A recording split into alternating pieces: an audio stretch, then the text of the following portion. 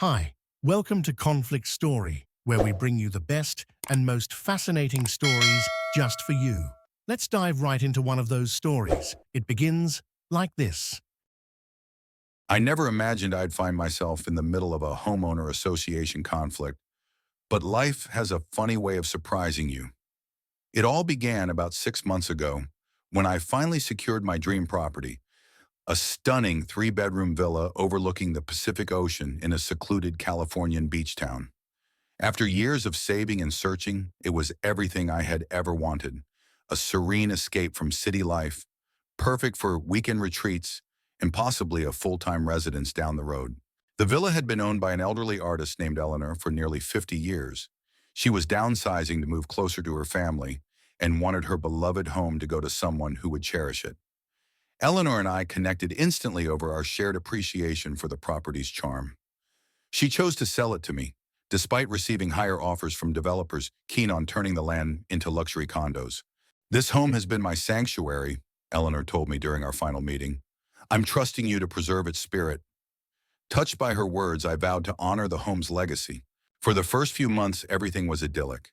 I spent my weekends restoring the villa, savoring coffee on the sun-drenched balcony, and taking long walks on the nearly deserted beach. Then one bright Saturday morning, as I was enjoying the tranquility of my private boardwalk, a voice sliced through the stillness. Hey, what do you think you're doing here?" Startled, I turned to see two women approaching from the nearby public beach access.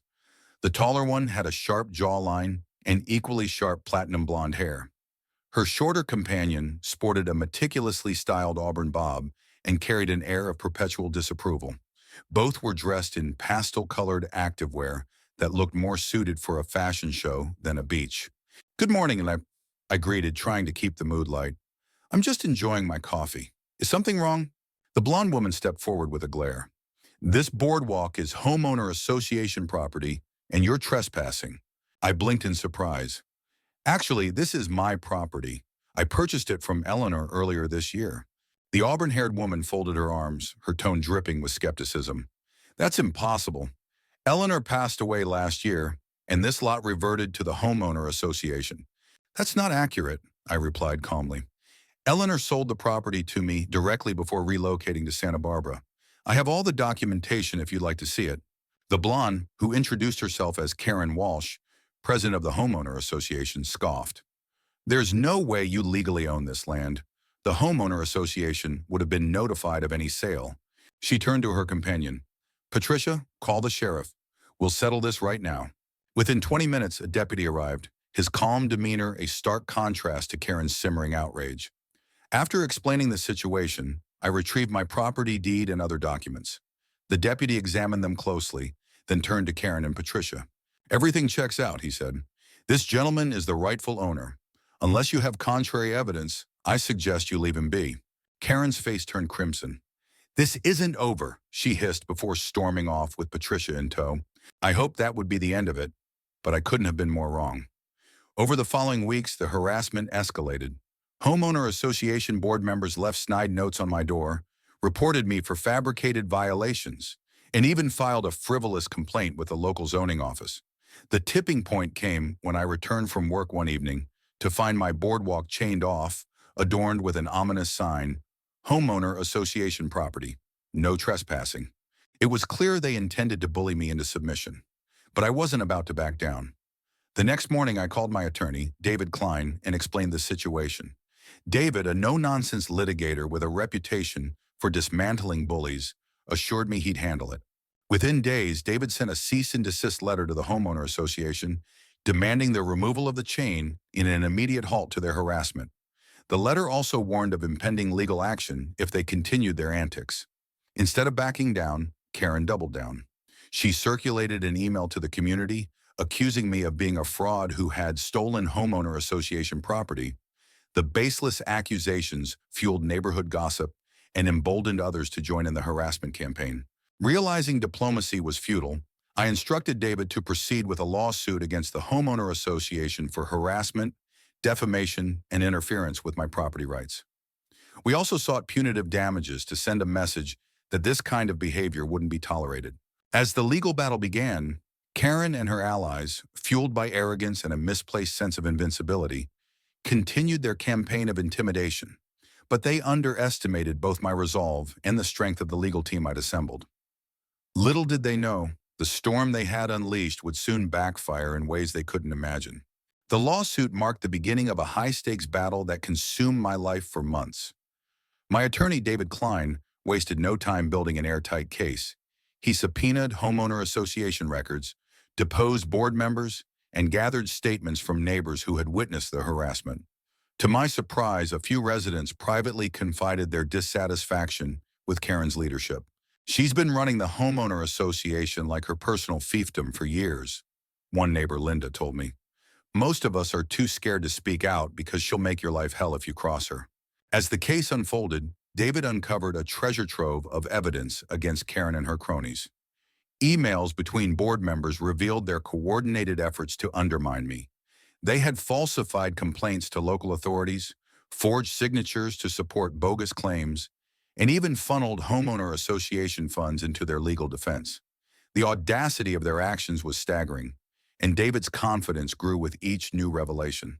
Meanwhile, the homeowner association's lawyer, a slick but inexperienced attorney named Michael Grant, seemed increasingly out of his depth. During depositions, Karen's temper flared repeatedly. At one point, she erupted into a tirade about how she wouldn't let some outsider ruin the community, a statement David later used to demonstrate her personal vendetta. The turning point came when David deposed Patricia, the homeowner association treasurer. Nervous and visibly uncomfortable, she eventually admitted under oath that Karen had ordered her to tamper with financial records to hide misappropriated funds. Patricia's confession was a bombshell that sent shockwaves through the case. It became clear that Karen's actions went far beyond harassment. This was corruption on a grand scale. In the midst of the legal chaos, I faced relentless personal attacks. Karen had encouraged other residents to shun me, and some had taken her words to heart. My mailbox was stuffed with anonymous hate mail, and someone even spray-painted "thief" on my driveway. Despite the hostility, a few neighbors began to rally around me. Linda and her husband, Greg, became my staunchest allies, often dropping by to check on me and offer words of encouragement. One evening, Greg showed up with a binder full of homeowner association newsletters and meeting minutes from the past decade. "I thought these might help," he said. "They're full of little inconsistencies Karen's never bothered to explain." Greg's documents provided invaluable context.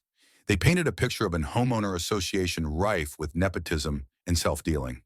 For years, Karen had steered contracts to companies owned by her friends, approved questionable expenditures, and silenced dissenting board members. David pored over the material, finding multiple instances where Karen had blatantly violated homeowner association bylaws. As the trial date approached, Karen's defiance began to crack. At a particularly heated homeowner association meeting, which I attended despite her protests, she tried to rally the community against me. "He's destroying our neighborhood with these lawsuits," she declared, her voice trembling with frustration. "If we don't fight back, he'll bankrupt the homeowner association." I stood and addressed the room calmly. "I didn't choose this fight," I said, "but I won't be bullied off property I legally own. The homeowner association has overstepped its bounds, and you all deserve transparency about what's been happening under Karen's leadership." A murmur rippled through the crowd. While some remained staunchly loyal to Karen, others seemed swayed by my words. The cracks in her armor were becoming visible, and I could tell she felt it. Then came the ultimate escalation. Karen filed a countersuit claiming I had defamed her by accusing her of corruption. The move was laughable, given the mountain of evidence against her, but it forced David and me to allocate additional resources to counter her claims.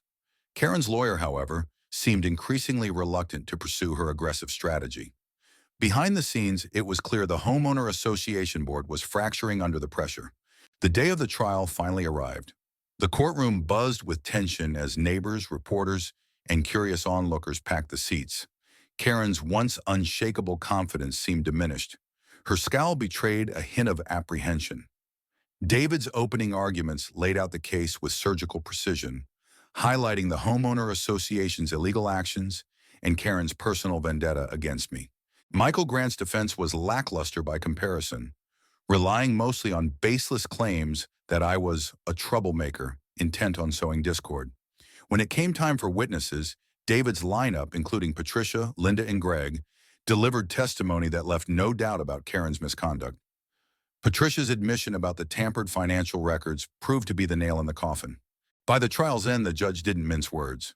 In his ruling, he condemned the homeowner association's actions as a gross abuse of power and ordered them to pay substantial damages for harassment, defamation, and legal fees. Karen and Patricia were personally held liable for a portion of the damages, and the judge recommended a criminal investigation into their handling of homeowner association funds. As the gavel struck, signaling the end of the trial, I felt a wave of relief and vindication.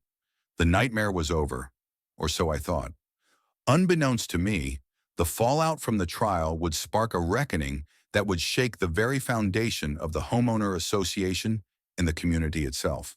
The courtroom victory felt like a weight lifted off my shoulders, but the repercussions of the trial rippled through the community like an earthquake. The judge's ruling not only held Karen and the homeowner association accountable, but also set the stage for a broader investigation into their past activities. As I returned home that evening, I found myself greeted not by hostility, but by a handful of neighbors who offered handshakes, smiles, and even baked goods. It seemed some had finally seen through Karen's reign of intimidation. However, not everyone was pleased. Karen's closest allies within the homeowner association were seething. Patricia had vanished from public view, likely dealing with the fallout from her testimony and personal liability in the damages. Karen, on the other hand, doubled down, refusing to admit defeat. I learned through whispers in the community that she was still holding secret meetings with a few die-hard supporters, plotting a way to regain control of the homeowner association. Meanwhile, the court-mandated financial audit of the homeowner association's records began. The audit, overseen by an independent investigator, quickly uncovered shocking details. Years of financial mismanagement came to light. Inflated invoices for maintenance work that had never been done, payments to fictitious vendors, and questionable consulting fees paid to Karen's relatives. The findings were damning and left no room for doubt. Karen had treated the homeowner association's funds as her personal piggy bank. As the audit findings were made public, the community's anger reached a boiling point. At a specially convened homeowner association meeting, the first in years where residents felt free to speak without fear of retribution, neighbors demanded accountability. Linda and Greg led the charge, calling for Karen's immediate expulsion from the homeowner association board. The meeting turned into a tense showdown as Karen, defiant as ever, refused to step down. "I've dedicated my life to this community," she declared, her voice trembling with indignation. "Everything I've done has been for the greater good. This is nothing but a witch hunt." The crowd erupted in boos, and several residents shouted back. "What about the thousands of dollars you've stolen?" one man yelled. "You've been lining your pockets while we've been footing the bill." Karen's remaining supporters tried to restore order, but the tide had turned decisively against her. By the end of the meeting, a vote of no confidence was passed, and Karen was officially removed from the board. The community's next challenge was electing a new leadership team that could rebuild trust and stability. As this unfolded, the state attorney general's office announced it was expanding its investigation into Karen and her associates. Criminal charges for embezzlement and fraud were officially filed, and Karen was arrested at her home in a dramatic scene that left the neighborhood buzzing for weeks. The sight of her being led away in handcuffs became a symbol of justice finally served. With Karen out of the picture, the newly elected homeowner association board, led by a retired accountant named Alice, immediately began making changes. Transparency became their top priority. Financial reports were shared openly with the community, and residents were encouraged to participate in decision-making. For the first time in years, it felt like the homeowner association was serving its intended purpose, rather than acting as a tool for control and corruption. While the community began to heal, I focused on restoring a sense of normalcy to my life. The once hostile stares from neighbors were replaced by friendly waves and invitations to gatherings. Linda and Greg became regular visitors, often stopping by with updates on homeowner association developments or just to share a drink on the deck. My property, once the focal point of so much conflict, now felt like the peaceful retreat I had always envisioned. But the story didn't end there. A few weeks after Karen's arrest, I received an unexpected call from Alice. "We've discovered something you need to see," she said. "Can you come to the homeowner association office tomorrow?" Curious, I agreed. When I arrived, Alice and a few other board members were waiting with a stack of old files. "These were buried in a storage closet," Alice explained. "They're records from when your property was first incorporated into the homeowner association decades ago." Flipping through the files, my heart sank.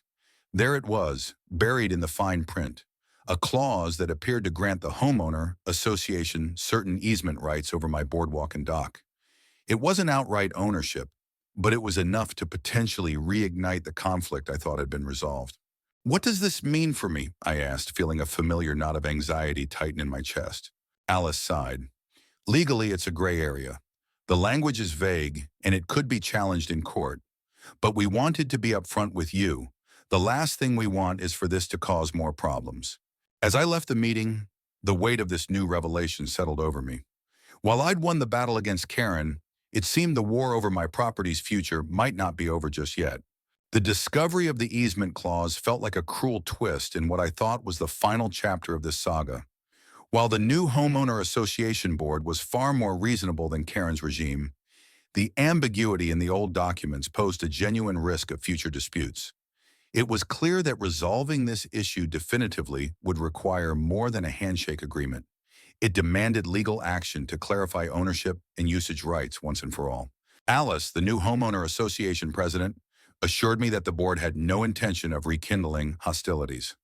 "We're committed to working with you, not against you," she said. "If you're willing, we'd like to find a way to formalize the boundaries and prevent any future misunderstandings." I appreciated Alice's approach, but knew that even with her goodwill, there was no guarantee the next board's intentions would align. With this in mind, I called David Klein to discuss my options. He reviewed the documents and proposed a proactive solution, filing a quiet title action to eliminate any lingering claims the homeowner association might have over my property. "It's the cleanest way to put this matter to rest," David explained. "If the court rules in your favor, the easement language becomes a non-issue and your ownership remains uncontested." Though the prospect of returning to court was daunting, I agreed it was the best path forward. Over the next several weeks, David worked closely with the homeowner association's legal counsel to negotiate terms that would avoid unnecessary conflict. To my relief, Alice's board supported the move, recognizing it as an opportunity to finally close a contentious chapter in the community's history. The court proceedings were straightforward compared to the earlier trial. Both sides presented their arguments, and the judge ultimately ruled in my favor, invalidating the outdated easement clause. With the ruling, my property was fully secured, free from any future homeowner association claims. After the decision, Alice invited me to a community meeting where she shared the news with the other residents. "This resolution marks a new beginning for our neighborhood," she said. "We can now move forward with transparency, respect, and a renewed sense of community." To my surprise, the meeting ended with applause. Not just for Alice's leadership, but for my persistence in standing up to Karen and helping to bring about much-needed change. Linda and Greg threw a celebratory barbecue that weekend, inviting neighbors who had once been wary of me. Over burgers and beers, we shared stories, laughter, and a sense of camaraderie that had been missing for far too long. Meanwhile, Karen's legal troubles continued to escalate. The state attorney general's office filed additional charges as more evidence of financial misconduct came to light. Her allies had either distanced themselves or faced legal repercussions of their own. By the time her trial began, Karen's reputation was irreparably tarnished, and she eventually pled guilty to multiple counts of fraud and embezzlement. The last I heard, she had moved out of state to avoid the shame and ostracism she faced in the community. As for me, life at the beach finally settled into the peaceful routine I'd dreamed of when I first purchased the property. I spent my mornings on the deck, watching the waves roll in, and my evenings hosting friends and family who marveled at the villa's transformation. The scars of the conflict remained, but they served as a reminder of the importance of standing your ground and fighting for what's right. 1 year after the final court ruling, the homeowner association hosted a block party to celebrate the community's progress. Alice gave a short speech highlighting the positive changes and thanked everyone for their resilience. When she turned the microphone over to me, I hesitated before stepping up. "This journey has been anything but easy," I began, "but it's taught me a lot about the power of perseverance and the importance of community. I'm proud to call this place my home, and I'm grateful for the neighbors who stood by me through it all. The applause that followed was warm and genuine, a stark contrast to the hostility I'd faced just a year earlier. As the party carried on into the evening, I couldn't help but feel a deep sense of gratitude. This place had become more than just a property. It was a testament to resilience, unity, and the enduring value of standing up for what you believe in. And with the sun setting over the ocean, casting the sky in hues of orange and gold, I knew that the battles of the past had forged a brighter future for everyone in the community. Are you hungry for more slices of stories? Don't forget to subscribe and hit the bell to never miss out on any videos. See you tomorrow.